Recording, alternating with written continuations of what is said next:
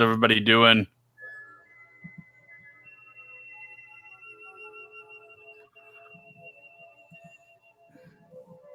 Thank you for joining the show. Please. I wonder if we're live. If anybody's out there that can check YouTube, the Disney Nerds podcast on YouTube, and just see if maybe we're live there too. Are you running music right now? No, Or is that me? it's you. Weird. Okay. Are you serious? Yeah, that was very bizarre. Okay. I wasn't expecting that.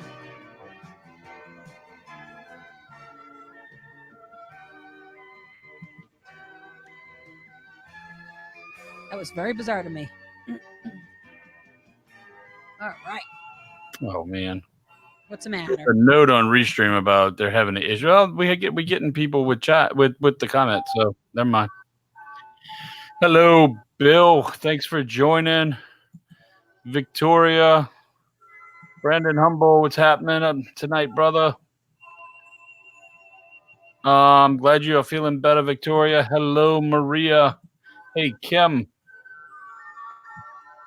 If anybody is here that has access to YouTube, if you would, please go to the Disney Nerds podcast YouTube page and see if you can see us there. I think I'm going right. It says we're online there, and if we get a comment from there, it should show me that it's from YouTube,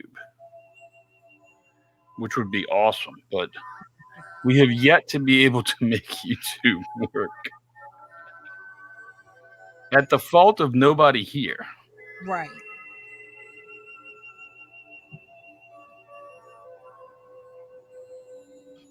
Thank you all for joining. We got a lot of good stuff to talk about tonight. Hey, Scott. Hey, Kevin. Rachel said she's got it. Perfect. Lindsay. I think she meant she's got it as she's going to go check. Scott's working. Lindsay, hello. Lana. Yeah, I'm glad to see all you guys. Miss you. I feel like it's been like a week or so since I've seen you. Hello. Yuzma from Pakistan. Nice. Reaching out across the world. That's pretty amazing. We are live. Nothing on YouTube, according to the Disney podcast, which I'm assuming is Morgan, but you saying that is incorrect. That is incorrect. We are live. Live on YouTube. And it may take a few more minutes to get there. I just commented on it as, you. I see it as me. Thank you. I see it. Hello, Jimmy. How you doing? See how that works? I like it. All right, so we are definitely there. Perfect. Kim said she misses you guys. Oh, we miss you too. I haven't seen Kim in way too long. Lana said she went over there and did not see it, but it's there now, so maybe it takes a little bit longer to get there. Hello, Anthony. How are you? What's up, Anthony? Phil wants to know how was Lost Wages. I don't quite understand what he means by that, but I'm gonna guess it was good. I'm assuming. Did you? What? We need to share everywhere, I guess. I've shared everywhere. Oh, did you? Okay. I just need to share to my couple little. Yeah, I did one of your couple littles. I did community already. Okay. So I'll do crazy for Disney. I'll do my own. Hello from YouTube land. I like it. That's awesome. Anthony just got home. Oh, saddened. Hello, Michelle. How are you, cousin? Glad to see you.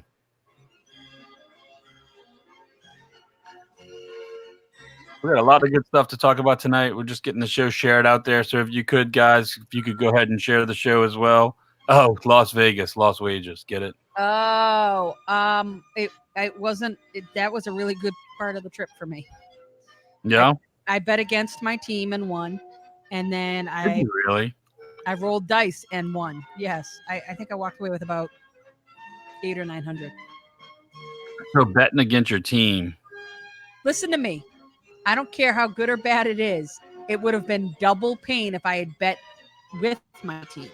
What's up, Hilliard? How you doing? Well, and that's what I was thinking. That way, if your team loses, but yet you win money, it softens the blow. It softened the blow. I won almost like 200 and something. Yeah, it softened the blow. I like it. Thanks, Chris. Oh, hey, Hilliard. And Michelle. Hey, Jessica, how we doing? Yes, if you go to the YouTube, here we are. Yep, we are definitely there. Yeah, cool. I know, Victoria. Thanks, Doug. Alana said, hey, I found it. Hey, Alana. Hey, Edward. I got some actually really good news from Ed tonight. I heard the good news too. Did you hear? I did. Ed's poker night has changed a little bit. He's going to change his poker night from Tuesday to Wednesday. Bill, resist the dad joke, please. And he will be able to join us on occasion on the live show. Victoria, I am missing Disney World too. Doug, thanks for sharing. Oh, Lana Lou. I'm glad you said that. Have the nicknames, right? We're like, oh, we've got somebody Yeah. new. Who's this Atlanta? Brand new person watching. Awesome. Yes, we are. We are getting every now and then stuff works for us. Don't expect that shit next week. Right. It's not going to work well. Right. Don't think just because it worked this week that next week it's going to be the same. Hey, do you like my background? I do like your background. It looks kind of familiar. I went and found this just for you. Did you really? I have pictures, but I actually don't. I'm not sharing much, if any, pictures from Galaxy's Edge tonight, and I'll tell you why. I just wrapped up what it was probably about an hour and 15-minute podcast with Ed, and I have almost 100 images ready to go in a blog post. So that's something for you guys to look forward to in a couple of days. I'm doing a huge photo report on my experience. I'm happy to talk about it. I'm happy to answer questions. I'm happy to give my opinions. But as far as pictures are concerned, I'm going to tell you something. Galaxy's Edge pictures will be available on the blog. I didn't even share any on Facebook. So let's do can we just do a quick check-in? If everyone could just comment where they're watching from, that would be great. I agree, Ed, a great show, always, because I get great questions. And you literally reminded me of things that I had totally forgotten. What you put in the comments, whether you're watching on Facebook or YouTube, if you could just tell us where you're watching from, I appreciate that. No, Victoria, not Facebook, like what city and state? Yeah. Good call. I did the same thing, like I'm watching from right here. And Lana did the same thing. Lana said YouTube. No, I meant what city, like a roll call, like Edward's watching from Batu. Yeah, Bill, it was too much information. Lana Lou, Wichita, Kansas. Oh, Jeepers Christmas. I should have. Yeah, New York. All right.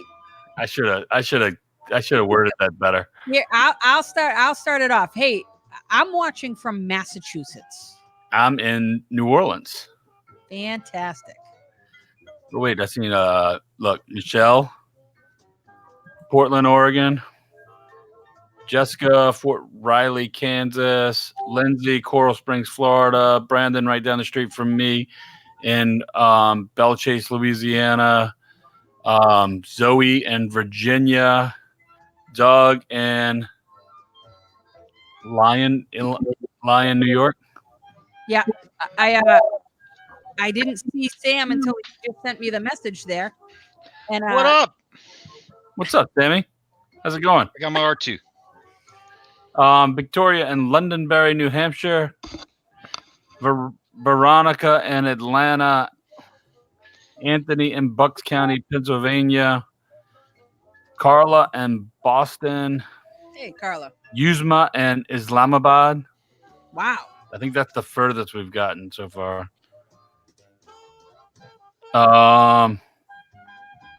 Bill from Nasty Naughty.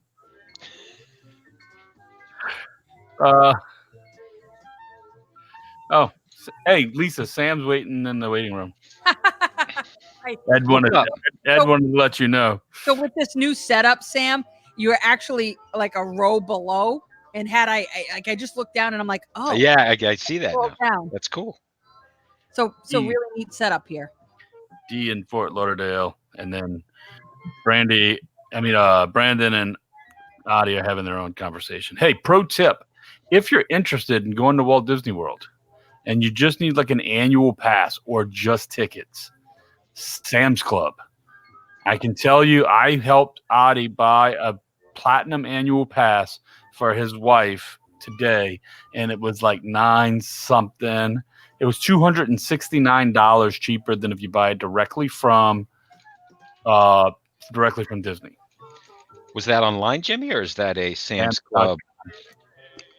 Cool. SamsClub.com. You have to have a membership, which is $40 a year, which I think I have one anyway, so that's why I helped Adi do it. But it was $269 cheaper. Within an hour, they emailed me the code that you take the My Disney Experience in link. That's cool. So that's a great tip right there. Yes, it is. That's a lot of money right there. $269. That's like a dinner at the Boathouse. Maybe. Like appetizers at the Boathouse. Right. It just depends who you're going with. It's one night of drinking with me and Sam and Epcot. Right. Only halfway. Halfway around the world. Oh, that's fantastic. So, hello, Sandra. So yeah. So I was talking to Ed earlier, and Sam, you and I didn't get a chance to connect, so I'm really glad that you're here. I had the luxury of really, and I had talked about this in previous shows. We did Walt Disney World for some Toy Story stuff, and then I went out to Las Vegas. Yeah. And then we rented a convertible and drove from Las Vegas over to Anaheim, which was what type of convertible? Was a Ford Mustang, white Ford nice. Mustang. Nice. Pro tip: the first part of that drive really takes place in the desert, and the second part of that drive takes place in the hills as you come over the hills into Southern California. Drive with the top down on the latter half of that drive, not the beginning part of that drive. And if your rental car has heated seats, figure out how to turn them off so that they're not on in the middle of the desert. There were some fun things that happened to me while I was out in 110-degree weather. Was it warm with the heated seats on? Was your back sweating? I was looking for, my back was not the part that was sweating. I was like, I don't know what is going on, but this is incredibly uncomfortable. So, yes, Bill's asking, Bill, it was online that we did it on samsclub.com. And then Edward, yes, it's not active until the first day you use it. So whenever the first day you scan your band or the card into the park, that's when the pass gets activated. Do you have to swing by guest relations to activate it, like wheel call? I don't think so, because I went in after and was able to set a fast pass for tomorrow for Adi and Kathy. So the ticket's active in the system for fast pass services.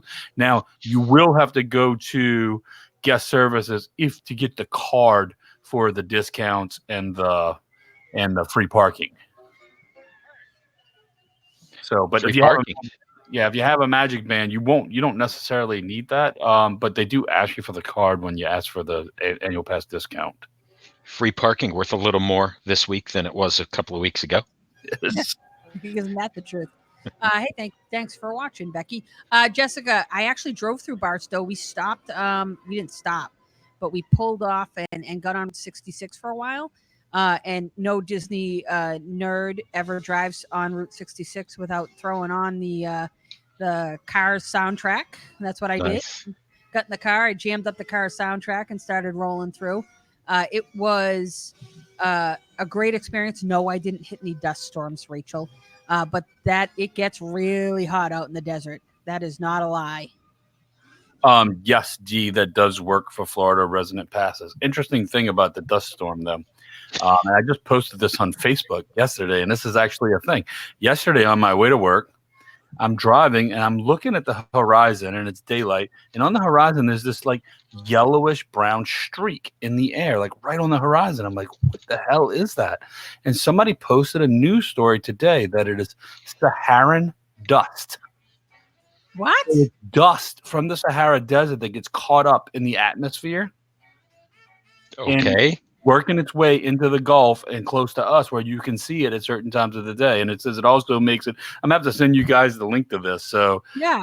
I didn't have any idea what it was. I just thought it was like some weird anomaly. But somebody posted an actual news article today that said it's Saharan dust, and you can see it.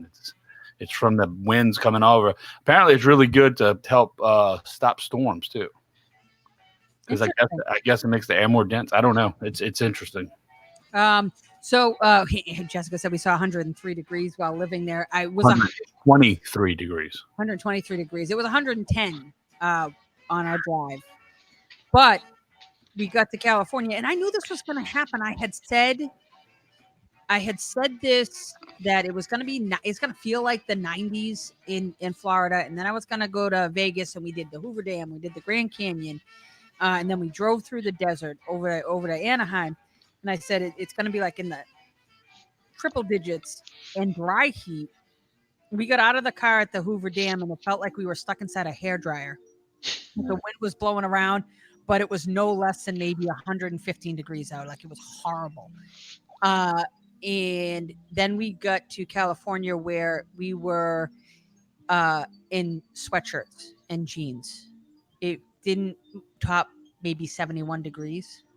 That's bananas to me. It was so cold. It's that air conditioner they call the Pacific Ocean. Yeah, Yeah, it was really chill. Michelle lives in Oregon, so she's used to that. Well, she lives, up north. It was significantly. I mean, you were driving through the desert and looking off into the distance. As you got into California, you could see the white caps on the mountains, and that was really cool. So you're looking at snow, but you're looking at it through the desert. Right. Wondering why my butt's so hot. So, so it was a great trip, and I know I'm happy to take any questions about Galaxy's Edge, but I will say, and I said this earlier, that my experience started, with making the reservation. It was an hour and 40 minutes. We made the reservation. I made it for 5 p.m. to 9 p.m. And I know I gloated a lot about this reservation because it was going to be daytime into nighttime. And I was so excited about it that I think my excitement kind of got, I don't want to say underplayed, but I feel like I may have underplayed my excitement. I underestimated how absolutely amazing it was at night versus during the day. I probably took 100 pictures during the day, and then I walked around and I went, oh, I got to retake all these pictures. Like, it's like There's nothing wrong with that. Lana says, haha, come to Kansas next month. You can have all the heat with no scenic views, unless you like hills. Unless you like hills. Bill asked, what job did I have on the Falcon? I was the engineer on the Falcon. How many positions are there? There are 3 positions, 6. 3. There are only 3 positions, 2 of each. There are Okay. 2 pilots, 2 gunners, 2 engineers. Angela and I were engineers. Our job was to fix the ship when the pilot destroyed it and collect the coaxium. So Hondo's coaxium, because we needed to make him some money. That was our job. Go out and make me some money. So Rachel said that the Saharan dust, it's been on the news there as well in Orlando. Wow. Wow. The Rise of the Resistance is not open yet, and I hear I hear that the Rise of the Resistance is the top notch. Everything I've read is that the Rise of the Resistance is going to be the piece de resistance. That's Heidi's sister-in-law, Martha. Nice. So what I have seen there, Lisa, is Rise of the Resistance will be the e-ticket attraction for Galaxy's Edge. The better of the two, believe it or So not. that's what I was going to add. What do you call this one if that's the e-ticket? If that is the e-ticket attraction, Still got to be an e-ticket, right? I was, first of all, they made the attraction really appealing to a millennial. And I'm not saying that I hated it because I'm not a millennial, but I'm saying if Wyatt was on it or Nick was on it or like my kids are on it, it's a video game. The attraction's a video game. I got scored at the end of the attraction as to how well I did at repairing the ship and collecting the coaxium. How'd you do? I got 73%. But listen, Is that good? I don't know. I don't know whether or not it's good or bad, but at one point I was like, I got to start taking pictures, so I got to let go. What was really cool is when you sat down and you strapped yourself in, they said, do you want to be on autopilot or do you want to be an active participant? And I said, well, active participant. I want to be an active participant. So therefore you get scored. So I'm shocked they let you take pictures. I'm shocked that they didn't do like they did with Flight of Passage, where you have to, Flight of Passage, they were like, you make sure your cell phone is in this bin back here when it first opened. Yeah, I think it's a different compartment. So Flight of Passage is, if you've never been on Flight of Passage, please go on Flight of Passage. But if you're on Flight of Passage and you've ridden it a few times and you start looking around, once you look all the way left and look down and all the way right and look up, you're in one big room. Right. Sure. All these other compartments, everything else is all around you. This is like you're in your own thing. So if you dropped your phone on Flight of Passage, you might knock somebody out 2 floors. That would be bad. Well, I think they've loosened up on that, but I also thought they did that specifically to try and keep people from video in it and stuff like that too. I mean, it was in 3D. This isn't in 3D, so I don't know whether or not it would really be that big. So George Lucas back at the opening said it was Star Tours on steroids. Did he describe it right? He under-described it. Okay. I expected that, and I think my reaction on one of the show was, I'm sure there's an Imagineer somewhere going, oh my God, I can't believe that's what George Lucas said. Because I'm sure it's more than that. When I walked with John Georges and did the walkthrough at Walt Disney World, one of the things he said was that he had brought people from Lucasfilms onto Smuggler's Run, and they came around the corner and they saw the Millennium Falcon and they cried. They had this emotional breakdown. Sure. And we walked all the way through it. The Millennium Falcon was like almost the very last thing that we saw. Not that it's in the middle of the world, but the way that they walked us all the way around, you kind of walked all the way around. At your pre-tour in Walt Disney World, not Disneyland. No, Disneyland. Okay. They guide you in. All right, so you showed up and sorry, I missed some of this stuff. You showed up with your pass, which was from 5 to 9. Where did you have to meet? Because there's 3 entrances. I had to check in, first of all, at Launch Bay, which is over in Tomorrowland. Yeah, the old Carousel of Progress Theater. Yep. So I had to check in at Launch Bay. And that was 2 hours, up to 2 hours before. Okay. Before we get too far away from this, Lisa, Bill wants to know, when is the Smuggler's Run ride set? Around Solo? Is it around one of the now? Yeah. So it's after everything. It's after everything we know so far. It's right now. Right now, you arrive in Batuu. Gotcha. Right now, meaning between The Last Jedi and The Rise of Skywalker. You're in that time frame. That's where you're at. Brandon right now Hummel, in the Star Wars universe. Brandon Hummel was asking about the crowds. I'm assuming you're going to get to that in just a second. And D said, you're tempting me for my August 30th trip to Disney World. D, also, me and Lisa will be in Walt Disney World right around that time frame. So if you're there, hit us up and we're trying to meet up and get you some buttons or something. Yeah. And then real quick, Ed says, so at one time they said how you did on the Falcon score-wise would follow you around Galaxy's Edge on your Magic Band, and cast members would be able to congratulate you and make fun of you based on your performance. Any insight on that? I did not see that, and I wonder how much of that gets tied into Play Disney overall. But There's no magic band at Disneyland. That's the big difference. Well, that's true. good call. It doesn't exist.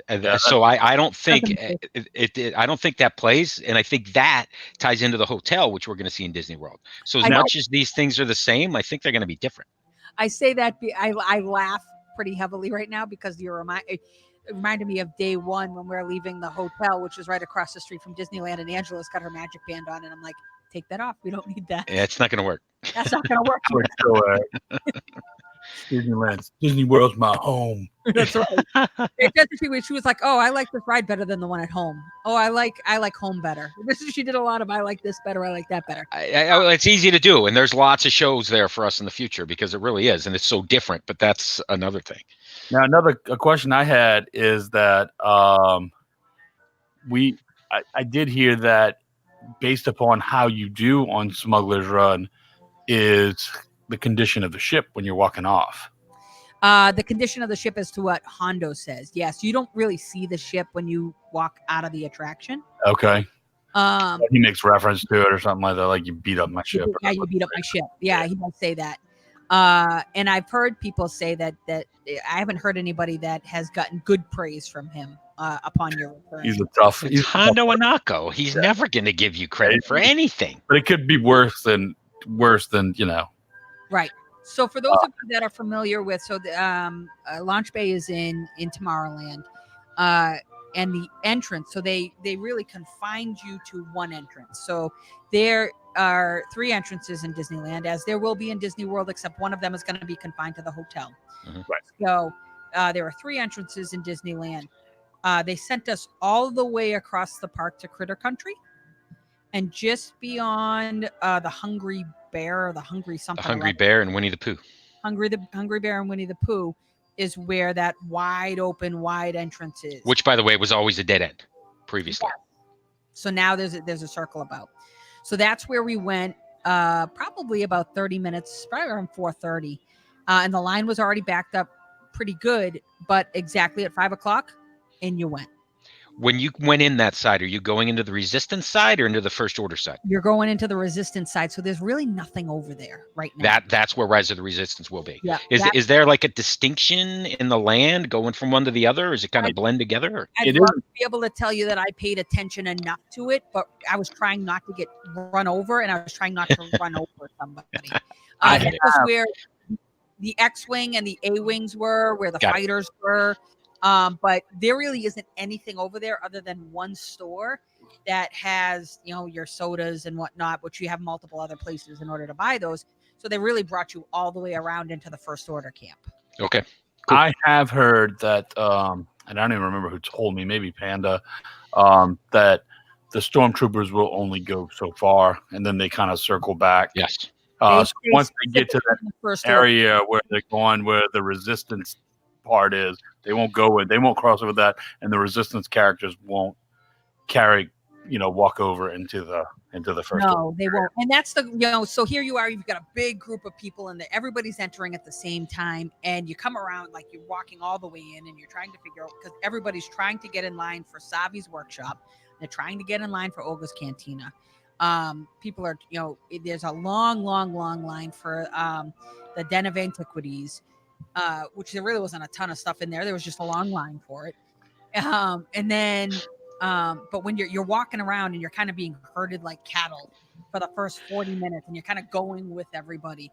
And as you come around, and everything kind of spreads out as you get into the First Order camp, and up on the top, way up high, there are a couple of stormtroopers, and they're there, and they're trying to recruit you, right? So they come down, and then out comes Kylo Ren, and they come right out into the audience, and they're trying to tell you that the dark side is the right side, and it's really an authentic experience. Cool. A little off topic, but kind of going back to what I was talking about, the stormtroopers not crossing. So on my last trip to Walt Disney World, I was in the store next to Haunted Mansion, the Memento Mori store. I'm just kind of looking around, and I hear somebody from the outside saying, "Hello, this is a ghost." And he kept going on and on, and I peeked out, and it was Peter Pan. And he was standing right there because he can't cross into. He's got to stay in Fantasyland, but he was standing right on the edge. And he asked for a sticker, and one of the cast members from Memento Mori came out and gave him a sticker. Is this what you wanted? Did you want a sticker? And he goes, I think it was a ghost, but I don't know where the ghost went. And it was That's good. It was fantastic. So it was really, really cool. That's good. A couple of people have asked me if I've made a lightsaber.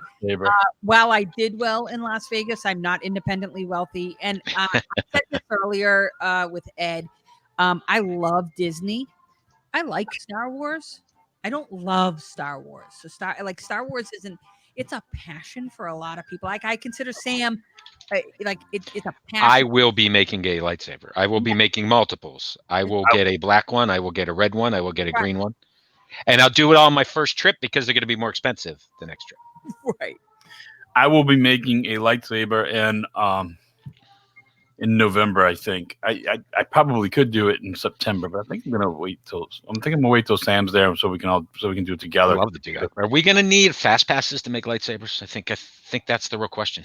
I bet you're going to have to. They'll probably set up some sort of virtual queue. And you got in line for that, and they took your number, much like Olga's Cantina. Let me answer a couple of quick questions from Martha Schuerman, who asked. This is actually Ryan, Heidi's nephew, who went fishing with me. Sorry. Did they have animatronics in the land? No. I did not. In the queues, right? In the queues, yes, but not like just randomly out in them. Yeah, not randomly. Which actually is something that we had heard about during some of the D23 stuff, where there'd be, you're going to see R2D2 kind of floating around, and you might see BB-8 kind of floating around. None of that yet. I didn't see that yet, and maybe once it dies down a little bit, but I didn't see that yet. And then the other question Ryan asked was, "Are we going to have to go through Launch Bay at Disney World?" No, they're in a completely different park. Right? No, they're not. No, they're in the same. They're studios. It's amazing. Well, we'll hear more about you because with the crowds in general there, Lisa, with the reservation system, because all we've seen so far up until yesterday was media previews in Disneyland and reservation systems in Disneyland. So the queues weren't really, really long. Not like, that other theme park in Florida that had 9-hour lines to ride a roller coaster. I think Disney didn't want that press, and they've done a good job of not getting that press. And I will tell you that the first 45 minutes was utter chaos. So 45 minutes of each of those, right? The people that come in first, second. Chaos. It was like, I didn't know which way to go. Angela didn't cut in line at all to try to get her way into Olga's Cantina. By the time she didn't cut in line, or she did. I have no idea what you're talking about. So I've been with Angela. She's a habitual line stepper. She likes skating around the rules a little bit. Just a little bit. Nothing crazy. So we had separated, so I was walking around taking pictures, and I actually walked over and she was like, "Go away, just go away." I'm like, oh. I don't know what you've done, but I don't want to be a part of it. So I'm gonna walk away right now. That's funny. Hello, Sophie, and hello, Megan. Thanks for joining. So she had kind of slid into line, because they had done a cutoff further back, and they had said, "Look, there's no way you're going to get in," because there was no way you'd get in that time slot that you had allocated. And even still, so there was a 4-hour time slot. By the time she gave her number to the person at the front, it was about 3.5 hours left, and they said there was about a 3-hour and 15-minute wait to get in. And we never got the text message. Again, and I'm going to tie this a little bit to my last trip to Walt Disney World, is that's one of the advantages of going solo. I went and see Hall of Presidents, and I kind of worked my way up through the crowds, and nobody questions you because you're by yourself, so they just assume you're going to meet some other people in the front. And it's Hall of Presidents. Nobody cares. Oh, no. Hall of Presidents was full. Was it? It's June. It was a hot day. It was a hot day, and it was the middle of the day. Yeah. Yep. Okay, I get it. But nobody questions if you're by yourself. You can just kind of work your way up right to the front. So we so the reservation system was chaos, I think, for the first 45 minutes.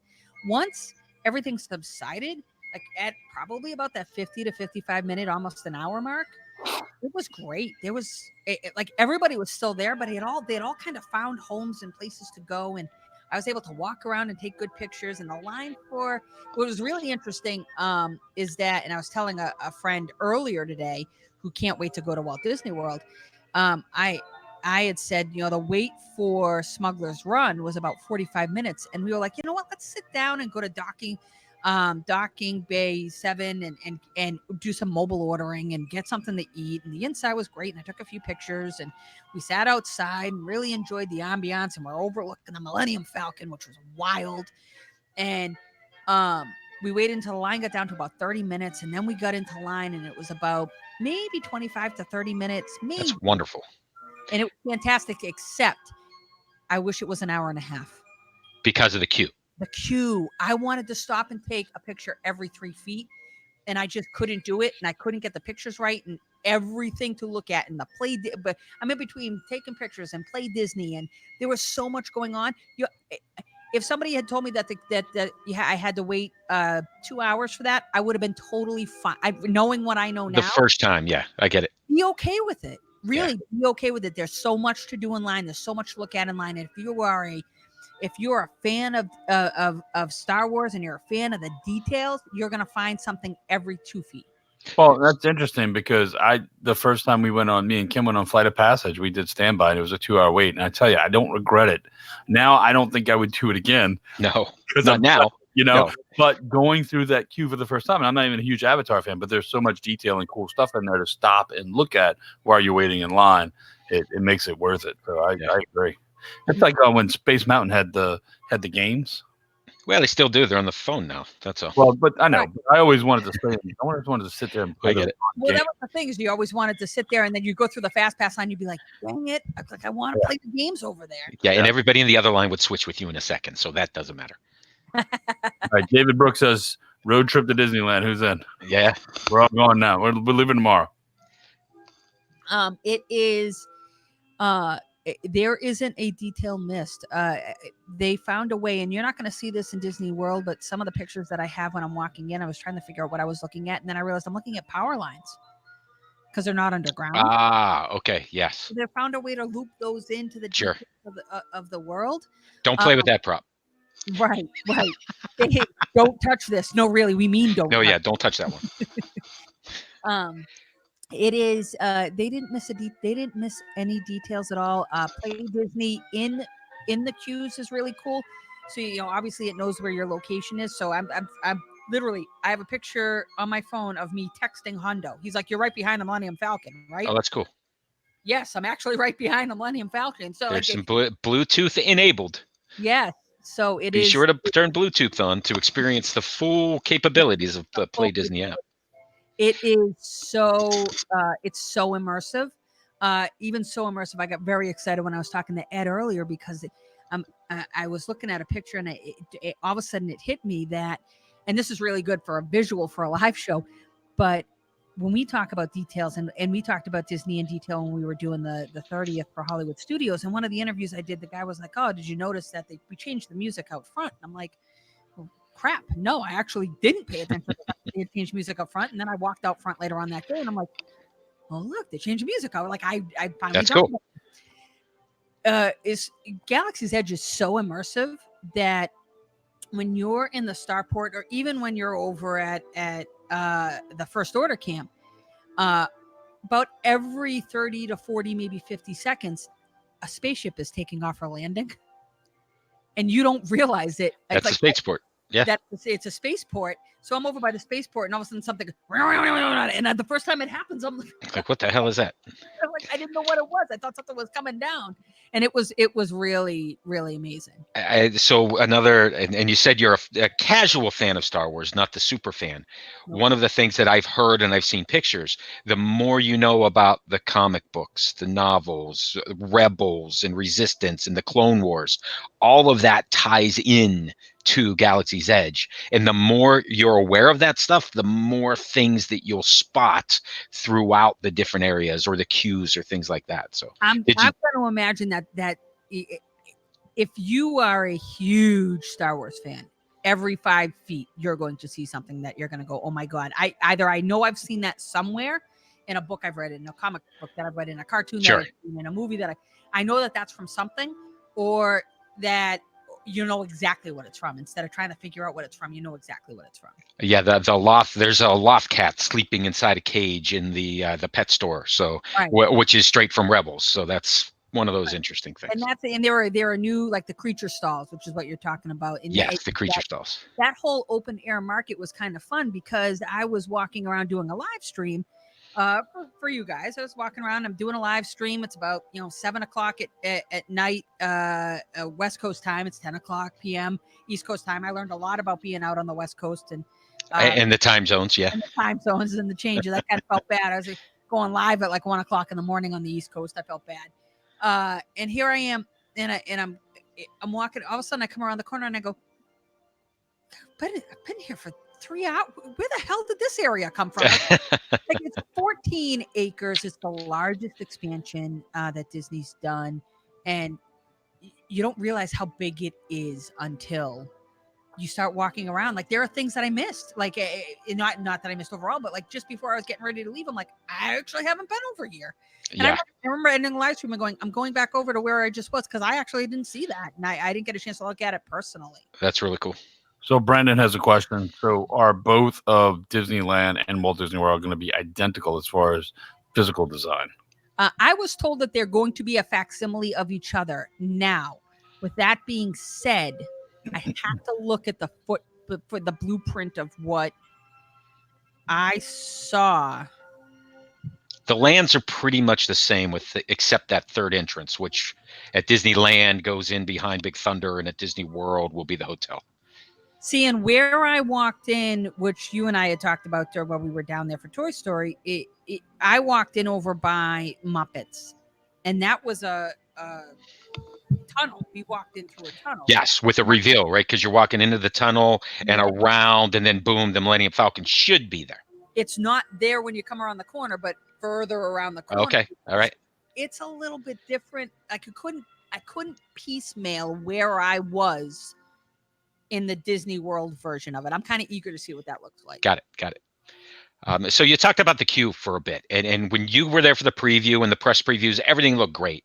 Yesterday, they started to not have the reservation system. So now what you're doing out there, and the way I understand it, is you use your phone, just like the app. And I want to go through this because I think this is what will happen for Walt Disney World. I agree. You're going to show up, and when you show up at the park with your My Disney Experience app with GPS enabled, you then request a boarding slot or a boarding pass to be able to get into Galaxy's Edge. It's almost like it's a virtual fast pass. It's a virtual queue. So you show up, they say, give me my boarding slot. Maybe it's not until 5:00 at night. And in the meantime, go ride Rock and Roller Coaster, go ride whatever you want to, spend some time. Right. Or go to Epcot if it's too late. You're right, Jimmy. Jump on a boat or jump on the gondola. Yeah. So you have 2 hours from the time that they let you know till that boarding pass expires. So Angela was just telling me she was reading a blog from somebody who was there yesterday, or a friend of hers was there yesterday. And this started yesterday, by the way. So this is brand new for everybody. Yeah. So they let you in. Everything opens up. 7:00. People lined up as early as 6 a.m. and at 7:00 they let people into the land, and 8:00 the park opens. That was yesterday. So they hit capacity, I think, or they hit the max amount of people that they wanted in the land by like 9 or 9:30, and that's when they started the boarding pass system. So you can go straight in when you get there. That first time slot, first come, first serve, and then they're going to cut it off at some point. So there is a virtual line for Olga's Cantina. There's a virtual line for Savi's right away. Savi's is lightsabers. So that is right away. Did the Droid Depot have a line too, or was it just us? No, that was first come, first serve, and I was able to walk through the Droid Depot. That is Not as popular. not as popular. Super cool. It looked cool. It reminded me of the I forget what the name of it was, but the remote control cars that you could build at the beach once upon a time. That's what it looked like, but it's awesome. Look cool. They used to have that at in downtown Disney in the ES. Yes, they did. It was called Ride Makers. That was it. It looks like the same setup where you grab the screwdriver, pull it down, and put your thing together, and then. I didn't know that. Yeah, it looks really cool. It looks. I was in there. It looked really cool. It looked awesome. Lisa Joe Debo just popped up and said, "What did I miss?" Yeah, nothing. Can you start over? So here's the question, then, Lisa. if Disneyland started at 6 a.m. this morning, people were in line, and it was gone by 9. Extra magic hours at Walt Disney World have the park opening at 6 a.m. Does that mean people are in line at 4 a.m.? I bet you people will be in line at 4 or 5. It depends upon, from what I gather, they didn't allow anybody there until 6 o'clock this morning. It's going to be interesting to see what Walt Disney World does, because they don't want the images of people storming into that area of the park and people everywhere. And, that scene behind Jimmy's what they want. They don't want it packed with people and that getting out there. So they're doing a great job of crowd control. So what I gather, so one of the things that I learned so we talked about that virtual queue system. So the thing that Angela had read today about yesterday was that, she had gotten into the park and she had automatically, she had requested, and she was in boarding group 3. Okay. And then she got the notification to go report. So when she went and reported and they scanned her boarding pass, she was able to go back on, and she requested it because you're boarding. It's a fast pass. If there's another one available, go get another one. So she clicked another one. She was boarding group 23. Cool. So that, now she's in, she can do whatever she wants, and then she can leave, and then she can go back in once they call boarding group. Brendan had a good question about the Droid Depot, and do you think it's not as popular as the Sabi's lightsabers, or just too expensive? What does the droid cost? Not as expensive. Droids are $99 without the personality trip. Yep. A personality chip adds 15 to 25, if I'm remembering correctly. 25, but yeah. But that's the lightsabers $200. Lightsabers are $199. Yeah. Lots of people walking around with droids. Lots of so it's bigger than this. This is my R2D2. I think he was wondering because you said they're bigger and it wasn't that busy. Yes. Right. Because everybody wants a lightsaber. Which, by the way, so were people walking out with these things in their hands? Yeah. Because they don't retract. They come in carriers. It comes in a carrier. Okay. So did they take the top off of it? Because the blade itself doesn't retract. But it does come off, right? It comes off. Okay. So the coolest thing about being there during the nighttime hours is lightsabers coming out. Yeah. I had two guys. I had 2 guys that posed for a picture for me, which was awesome. I have a picture in front of Kylo Ren's shuttle of somebody holding Kylo Ren's lightsaber. It's the nighttime hours. Lightsabers come out. It is the coolest thing ever. Now, with that being said, and I'm gonna say this. So Galaxy's Edge is open over in Disneyland. And one of the things I noticed that I'm super curious to see if this happens in Disney World. And we did this because we were walked from one end of the park to the other during an event. Sam and I, front row, trying to get over to see the animation, whatever. Yeah. So when they walk you over from one end of the thing to the other, they hold up that red thing. Yeah. The Disney air traffic control. Yeah. Air traffic control with the red lights. In Disneyland, they're white. Interesting.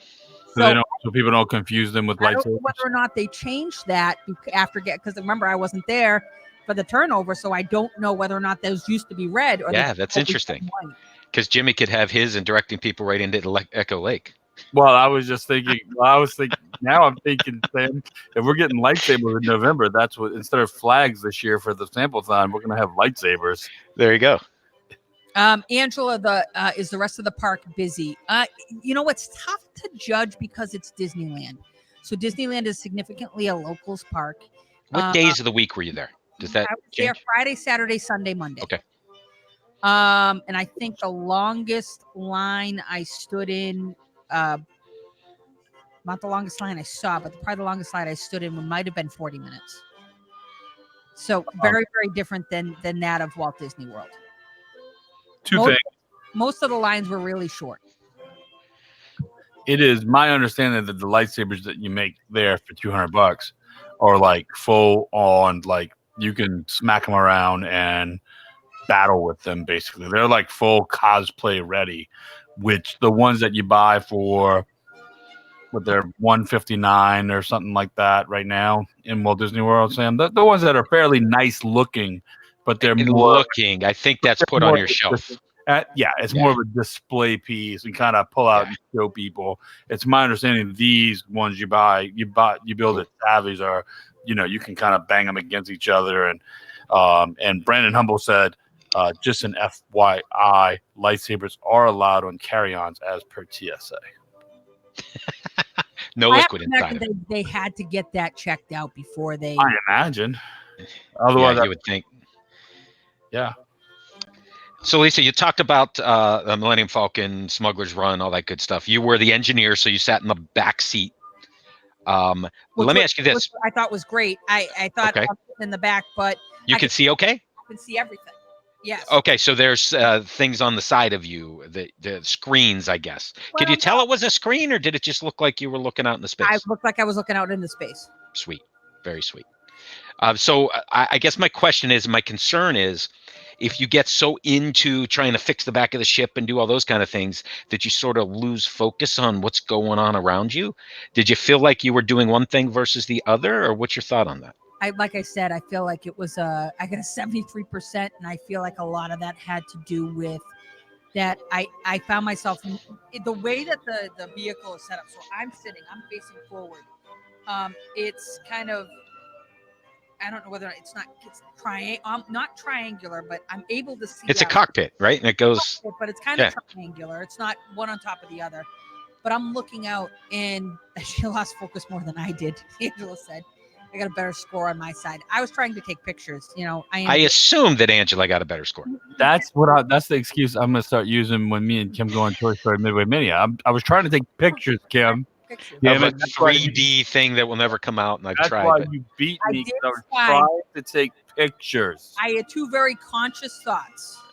The first thought that I had was, I'm so busy pushing buttons over here because the buttons are this way. They're 90 degrees away from where you're looking, right? Yes. And I'd heard it's a little awkward to be able to be the engineer and watch. And Angela took way more pictures than Lisa did too. And beat her score, just so you know. Just saying. I'm just saying. I'm not certain she took a picture of her score. Guess who did? Happy Tuesday, Aaron Slavic. How are you, buddy? Happy Tuesday. That's cool. It is the I kind of found myself going, I'm not really paying attention to the screen. And then once I realized I wasn't paying attention to the screen, I said, yeah, I'm just thrilled. Go back to bed. So, if it makes you feel better, here's Kim busting my balls too. So. We have a Toy Story Mania show coming up sometime because there are people listening that need to know some of the Easter eggs and how they can win every time. But that's a whole nother story. So I mean, I did have those two conscious thoughts. The first thought that I had was I'm paying too much attention to 90 degrees this way. And then the so then I started paying attention to the front, and then I started looking at things and they looked so cool. I was like, where's my phone? I got to start taking pictures. Yeah, absolutely. But, and I had said this, they allow you to be in autopilot. So, when the time comes, I don't know whether or not the time will ever come where I don't want to be interacting with what's going on next to me.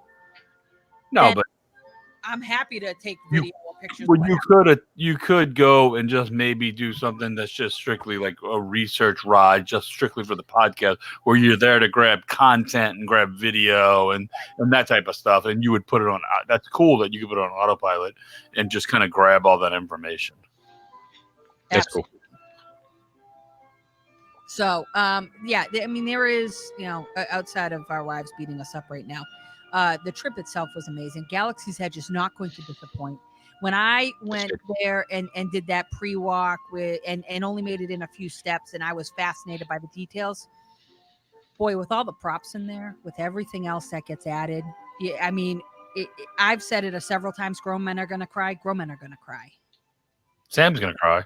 It's going to be awesome. So besides Kylo, was Kylo Ren a meet and greet, or was he just walking around and around? There's remember it's Disneyland. Yeah, exactly, and that's why I'm not quite sure. So let me ask this: did they still have meet and greets happening in Launch Bay? Yes. So they had Darth Vader in Launch Bay still, and Boba Fett.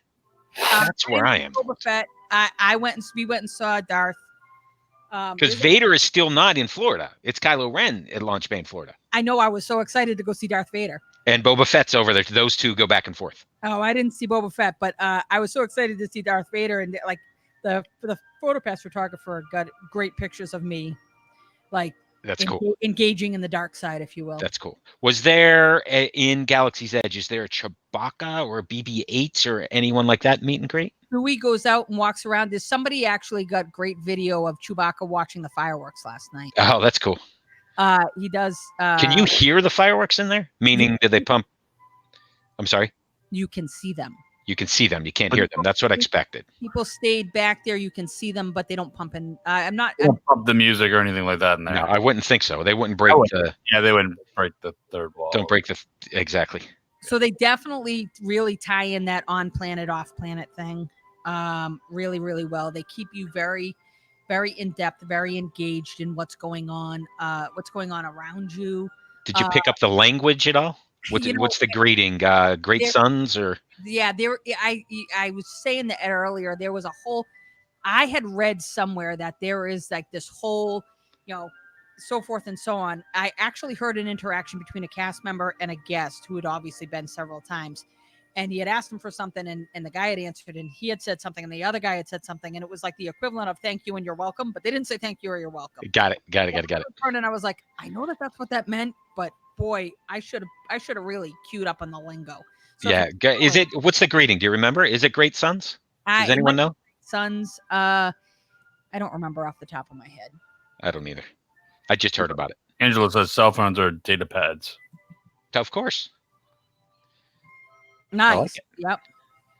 So I mean, overall, it's immersive. They didn't disappoint. They did, and I mean, listen, Disneyland in and of itself is a completely separate topic, but boy, what a different world compared to Walt Disney World. Oh yeah, that's complete. So I do have another Galaxy's Edge question. Did you have a drink in the cantina? I never got in. You never got in. I'm sorry. I never got in. Sure. I never got into. I didn't get into Savvy's by choice, and I didn't get into Olga's. They never even texted us. The reason I'm asking that question, it's different at Disneyland because that's the first place ever in Disneyland you can get alcohol, and you're not allowed to leave with it. You have to drink it inside. Versus studios where just I'm taking it outside.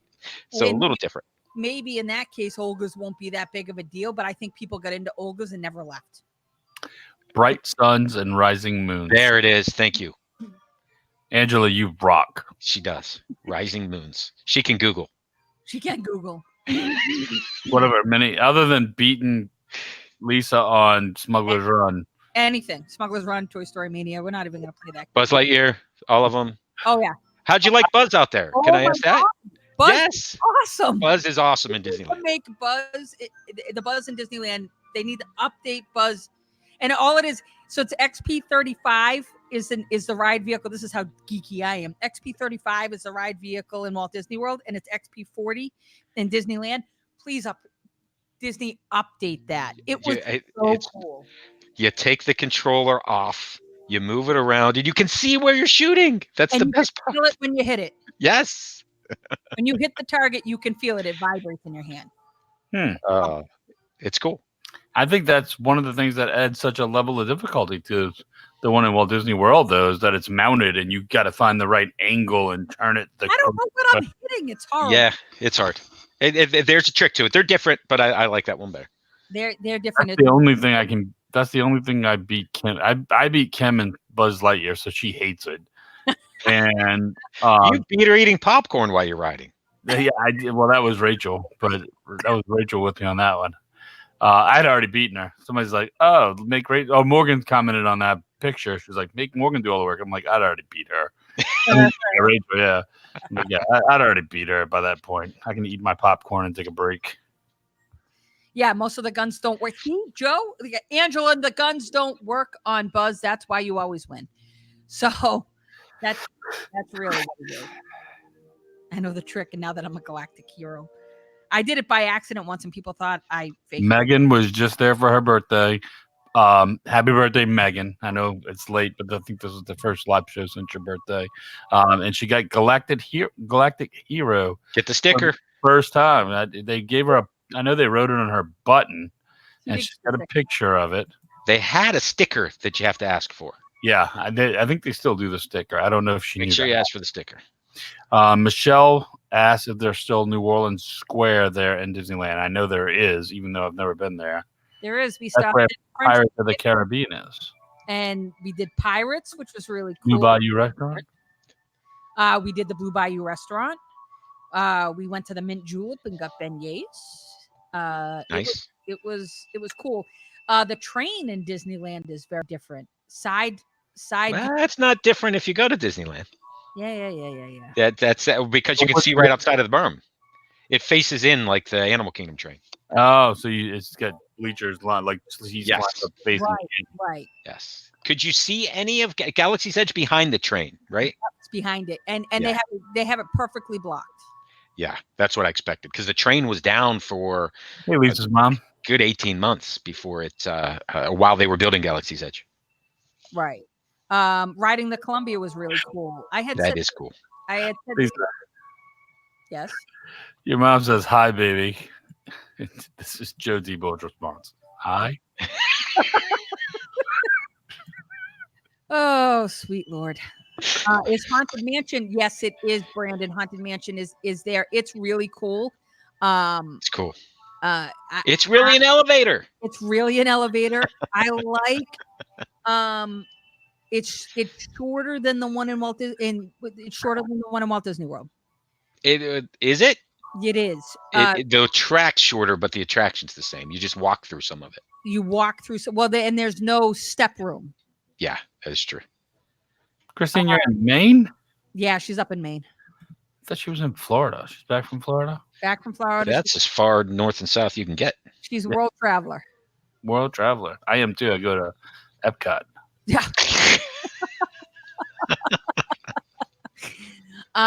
So yeah, doesn't have the step room, and the hurry back is on the ramp on the way out. It's not in the ride. And it's easier to get a picture of it. It's much easier to get. Yes. All right, I got like one word things for you. We'll see what you come up with. Phantasmic. Did you watch it? I didn't see it. Oh, it's Phantasmic 2.0. It's really I know I didn't see it. I'm sorry. good. No, Or- I don't blame you. Tom Hanks would say, fantastique. Fantastic. Yeah, come on, Tom. It's all right. We'll give you a pass. How about DC World of Color? Oh my God! Why can Rivers of Light get their shit together? Oh, amen. Yes, absolutely. That was amazing. It was awesome. So you're like, why is this so great? And Rivers like sucks so bad. Yeah. Sucks. There's no reason why Rivers of Light should. And they, It's gotten better. they keep revamping it. And no, I think they make it suck worse. And it's I'm sorry. Why is We Are One horrible? Let me move on. I haven't seen that one, so It- I've not. it's no better. But it's got Simba in it. Doesn't it make it better? No, World of Color was awesome. World of Color's great. Tower of Terror. What? I'm sorry. What's that? Okay, there you go. So we're talking Guardians of the Galaxy Mission Breakout. Had you been on that before? No. And I was one of those people that was like, you know what? Like, why would they ever change Tower of Terror? Why would they ever do that? I love Tower of Terror. I like everything about it. And then we got on Mission Breakout, and we need the funk. It's awesome. Best ride ever. It is. We rode it like 3 or 4 times. It was fantastic. I love Mission Breakout, and I was in the same boat. I'm like, how could you touch Tower? Then I went on it, and I was like, I love this. This is great. Matterhorn. Matterhorn. I thought I was gonna break my back on Matterhorn. Matterhorn's like space in World. It's like Space and World. And I think Space and World is not quite as choppy as Matterhorn. It was before they fixed it up a few years back. It was really tough on me. That's the first steel roller coaster in the world, right? Matterhorn. Yeah. Oh, yeah. And, Yeah. And it's still running on the same existing track. It feels like it. It definitely feels like it. Fantasyland. I think just about everything about Fantasyland was better than that of Walt Disney World. And I will, let's talk some quick salient points. I liked doing the Storybook Canal, but that's a one and done for me. It is, but it's good. You got to do it. It is, but it's good. The Pinocchio ride, Angela and I were like, okay, so we did it. It's done. Worked. Who cares? We're over. It was cool to write Snow White's Scary Adventures again. Absolutely. Got how crazy that is. I would talk about like the last two things I want to talk about in this area are I don't even know which one to talk about first. I guess I'll talk about Mr. Toad's Wild Ride. There you go. Yeah. So Mr. Toad's Wild Ride is one of those attractions that, I remember riding with my dad, when I was 8. And it was near and dear to my heart when they shut it down and they put in Winnie the Pooh. I was devastated. I really, really, really love Mr. Toad's Wild Ride. So we got on it. We rode it several times. What a morbid ride. It is. It's about a drunk frog who decides to go drive And crashes his car and ends up in hell. Nice. It ends up in hell. But yeah, we won't go there. He dies and ends up in hell. And they had to remove the redhead from Pirates to be politically correct. But Mr. Toad, a drunk frog who wrecks his car and dies, is okay. It was something. And then I will finish off with and Jimmy, I'm certain that you didn't watch it or you didn't watch it all the way through, but watch it because that's how you roll. Watch it all the way to the end. I do exactly what was requested of me. Which is? I took video of It's a Small World, which if It's a Small World in Disneyland was in Florida, I wouldn't hate It's a Small World as much as I do. I've seen It's a Small World. And Characters are amazing. The characters make a world of difference, but at the very end, I did exactly what I've always been told to do. I thanked Bob.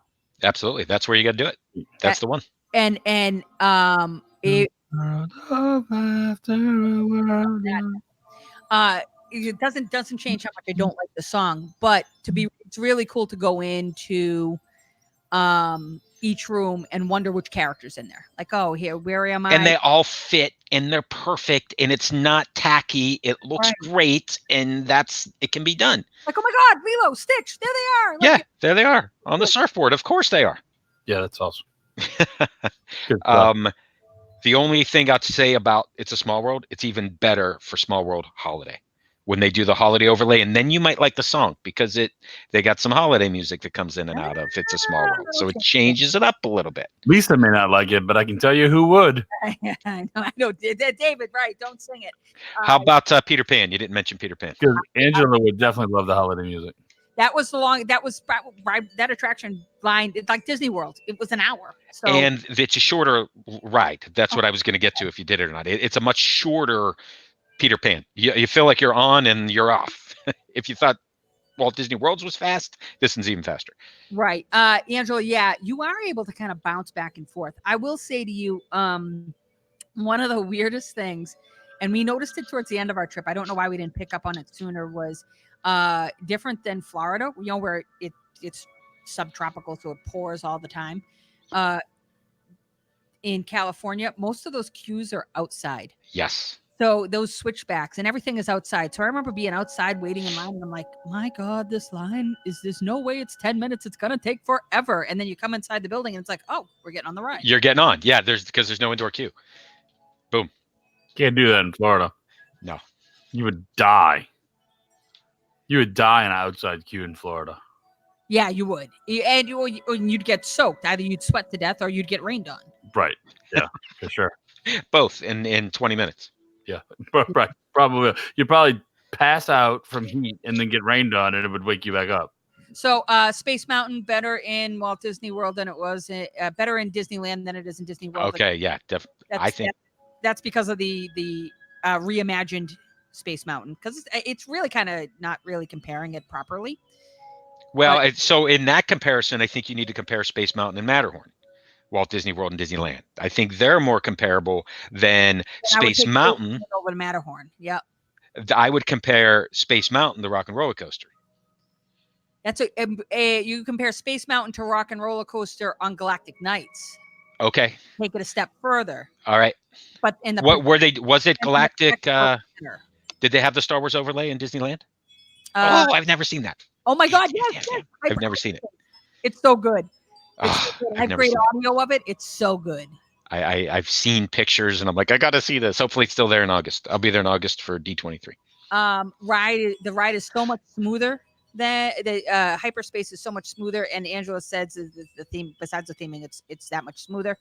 And the other thing that I had for that, the ride was smoother. David, I don't think we have a opening date for Tron Coaster yet. It's next year, I think. Yeah, they moved it a little bit, didn't they? That'd Yeah. be nice. I would Tron say Coaster. it's. I mean, I would say it's definitely going to be open before the 50th. Yes. But A lot's going to be open before the 50th. yeah, it's going to be, which is only 2 years away, so it's not. And then Not that far. a lot of stuff going on a lot of stuff, great stuff happening in the next 2 years. I don't know whether it was probably Angela. I don't think you told me, Jimmy, that they turned over the Skyliner. Skyliner's been turned over and now it's being functioning. Told you that earlier. Yeah. Cool. I saw a blog about that they turned it over to the cast members that are going to be working it. To operations, I think is what they call it. So yeah, so I guess instead of the Imagineers that are running it and testing it, they turn it over, and I guess they're training the cast members that are in their costumes for the Skyliner to be running. I haven't seen the costumes. Yeah, I haven't looked for them though. yeah. I think it was a blog post by Blog Mickey. Give them credit. So 2 things. The last time I was in Disneyland, and I went probably in 2002, maybe. So it's been a long time. That's I a long did time. experience California Screaming. Incredicoaster is so much better. Okay. The Incredicoaster. I've not done that. Cool. The whole Pixar Pier thing is less than 2 years ago. Yeah. So I have not seen it. That was really cool. And when we went to the Lamplight Lounge, that was really good. Now that's in the center on the bottom in the Upstairs and downstairs. it's upstairs and downstairs. So that used to be Ariel's grotto, I think. So Okay. Upstairs and downstairs, and that is forget about the food was good. Forget about the food though. The details inside that place are amazing. Oh yeah. Oh my God, I could stop every 30 seconds. I have pictures of the bathroom. I have pictures like the bathrooms are Mr. Incredible, Mrs. Incredible. Like, Oh, that's cool. they did a I really saw good that job. actually. Yep. That's cool. So I saw your pictures of that. Did you get into Carthay Circle at all? I did not. No, we I decided. like to go in there just for the bar. You know what I did as far as like a quick service that I thought was really good, and we kind of did it last minute, was the Bengal barbecue. In Adventureland. Oh my God. Yes, it's kind of where Tuda or where the taco place is or used to be in Magic Kingdom. So good. Indiana Jones. Yes. So how about Indy? Had you been on that before? I had done Indy before. Okay.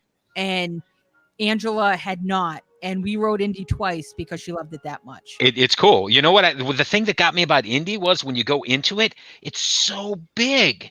And you go, this is the same as Dinosaur. Dinosaur's like a tunnel that you're driving down, and Indy Jones is huge. I love that. Love that. Seeing the other car go across. And now every time you ride Dinosaur, when you go around there's one corner that you go around and you're going to think of the treasure that was in the middle. Yes. You go around it. Every time I do that, I'm reaching for it, but it's Dinosaur. It's not there, but it is really, really good. And I liked it way better than I like Dinosaur. But you don't like Dinosaur. I don't like Dinosaur, but I do like Indiana Jones. And I've said that many times whenever somebody said to me, "Oh, Dinosaur." You've said it. I've said, "Oh, yeah, I like Dinosaur. You don't. I like Indiana Jones." I have no problem with it. I don't. I mean, it's not Dinosaur is not my favorite attraction or anything like that. But No. I do enjoy it. I do think it's worth the time. Typically, the line isn't long there. It's the one thing in Dinoland that I like. The rest of it's crap. Brandon Humble. Trader Sam's. Yes, we walked over to the Disneyland Hotel and we did go into Trader Sam's. Sweet. So a couple of things that I did notice. First of all, I think Trader Sam's, like 50s Prime Time or wherever you are, there's that interaction. You're only as good as your bartenders. That's true. And the bartenders there were fantastic. They were really every single order. Something happened. And sometimes you really kind of got to beg them to do something. When somebody orders a water, you got to beg them to do that bit. When somebody orders, every 5 seconds, he was spraying people with the squirt bottle, and they were doing a great job. They were very, very interactive. Smaller than Disney World. Who would have thought? I Yeah. think one of Disney World's bigger, and the one in Disney World, I always thought was Not very big. so. It's not very big. Yeah, Angela, I like our Trader Sam's better. She did a lot of, I like ours better. It's really funny. I love seeing the other cars at all times. So Ed's talking about Indy, but I'm gonna circle back to I had never ever done Radiator Springs. Cars Land. Yes. Oh my Lord. Yes. They not miss a beat with you want to talk about feeling like you're in Radiator Springs. That was so cool. Luigi's is awesome. Flying yeah. The whole thing's awesome. Everything was really good. Just a fully immersive. And my one last thing, because I know we had talked about this, all three of us had spoken about it. I did have the ability to watch and experience and ride Soarin' over California. And I will tell you something. I'll be shocked if we don't see that in Florida. And here's why. It's not the old bubbly. Yeah, they digitize it. They went digital just before it closed up in Florida. Yeah. I remember Jimmy and I did that because I used to point all the hairs out to him that were on the film. It looked so good. Yeah. And I really want to see that again in Florida too. I forgot how much I loved it. I actually love it way more than I like Soarin' over around the world, rather. So good. I would like to see it again. I hope that's still running when I'm out there. Just because, and it wouldn't be hard to change what you see. Well, now that it's digital. That's what it's digital. It's just a different file to play. And we talked about that on a show way back when. It's a little more complicated than that because they have to change the sense and stuff like that. Yeah. In the ride vehicles, but still not out the box to think that they could switch that over. Yeah, you'd just be on a different program. You just run a different, okay, we're running. And you can add some sense. Yeah, true. There's got to be a way for them to be able to do it. We've gone long for. Yeah, well, I showed up. What are you going to do? I'm sorry, but thank you. It was a great show. No, it was a great show. Not complaining. I'm just saying. Usually we go about an hour. We've been going about an hour, and is that your way of saying your beer's empty, Jimmy? I've been talking about Disneyland. I have for refills before. For 3 hours now. I've been doing this. My butt's been sitting in this seat for 3 hours. So it could be worse. Your butt could be in the desert in a heated seat with the heat on. What's that smell? What is smoking? So bad. Have you guys gone to see Toy Story again? Yes. Yes. I will, but not yet. Oh. There's a lot. Go ahead, please. Did you like it better or worse? I still liked it the same. I thought that the second time through, there's a lot of things early in the movie that thought, okay. Now I see why they did that. Yeah. There were things that I missed. Yes. Not that I missed it, but it could have just been one of them over your head things because you didn't connect.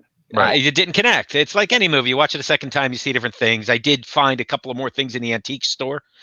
Looking at it, I saw that come out digitally so I can hit the pause button. Yeah, absolutely. Or there'll be a video at some point. But I saw the train from Bug's Life on one of the shelves. So I'm like, there it is. It's which is the Cracker Jack thing from Casey Jr.'s from Dumbo. So it's like the whole full circle thing. I'm like, that's cool. That's awesome. There's Dumbo in Bug's Life, which is that's cool. Yeah. All right, guys. Thank you for joining us again on this Tuesday night. Make sure to join us every Tuesday night at 9:00 Walt Disney World time. Deviator. Nerds. I got toys to play with. Facebook. I would go R2D, go classic. On the Disney Nerds podcast Facebook page. Make sure to check us out on Twitter at the Disney Nerds, on Instagram at the Disney Nerds Podcast. Check out the website, the DisneyNerdsPodcast.com. Make sure to check out the audio version of the podcast on iTunes, Google Play Music, the Podbean app, iHeartRadio, TuneIn Radio, just about anywhere you want it. So thank you guys for joining. Hope to see you soon. Hope to see you next week. For me, Sam, Lisa, we are out. Guaharini. Congaloosh. Hey, I've got outro music this week. No way. Sweet. What do we got? Are we on the way to Nottingham, to Birmingham, to Buckingham, or Birmingham? So long, everybody. Are we on the way to Devonshire, to Lancashire? I'm not so sure, we'll have to wait and see. Back to work. Are we on our way to Dover? Or going nearly over? The jolly road that goes to Plymouth home. Now we're Oh. merrily on our way to Dover. I'm going to the Disney Nerds podcast. Merrily on our way, though the roads are perpendicular. We're always in a hurry. We have no time to stall. We've got to be there. We've got to be there. But where we can't be calm.